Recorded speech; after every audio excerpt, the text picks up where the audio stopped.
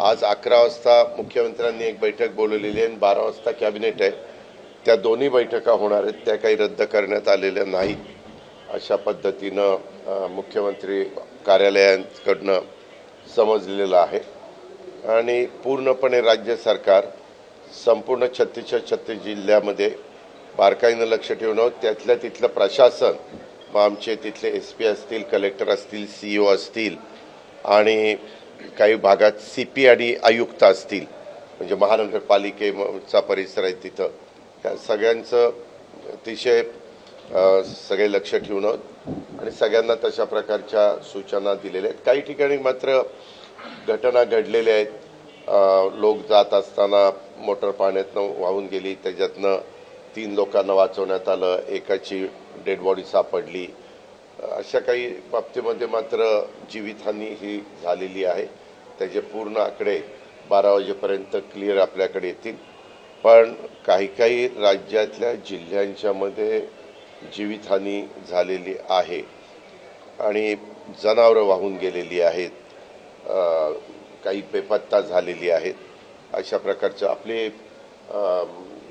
रत्नागिरी जिल्ह्यातल्या रायगड जिल्ह्यातल्या ज्या 2-3 नद्या आहेत, 3-4 नद्या आहेत, त्याच्यामध्ये विशेषतः खेड, त्याच्यानंतर तुमचं चिपळूण इथली पाण्याची पातळी वाढत चाललेली आहे. अजून म्हणजे धोक्याच्या पातळीच्या जवळपास ती येऊ पाहतीये. अशा प्रकारची साधारण मुंबई महापालिकेने सुट्ट्या जाहीर केल्या, शासकीय निमशासकीय, परंतु कन्फ्युजन असं झालंय की मंत्रालय सुद्धा मुंबई महानगरपालिकेने सुट्ट्या जाहीर केलेल्या आहेत. मंत्रालयामध्ये ज्यांना शक्य असेल ते येत आहेत. वास्तविक आज आता मी तुम्हाला सांगितलं 11 वाजता आणि 12 वाजता मीटिंग आहे. 12च्या मीटिंगच्या मध्ये त्याबद्दलची पुढचा निर्णय होईल.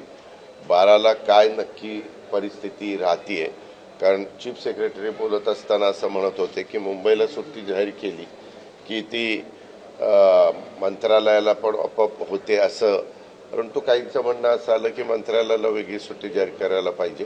परंतु तसा अद्यापर्यंत निर्णय घेण्यात आलेला नाही, कारण आजची कॅबिनेट आहे.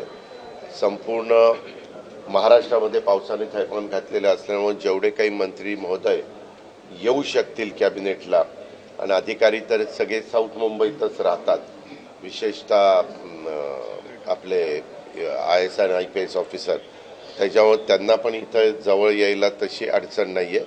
आणि मग एकदा त्याच्यातून आपल्याला आढावा घेता येईल, त्याच्यातून आपल्याला पुढच्या गोष्टी काय केल्या गेल्या पाहिजेत ते त्या ठिकाणी समजून घेता येईल. आता मी आपल्याला हे दाखवतो.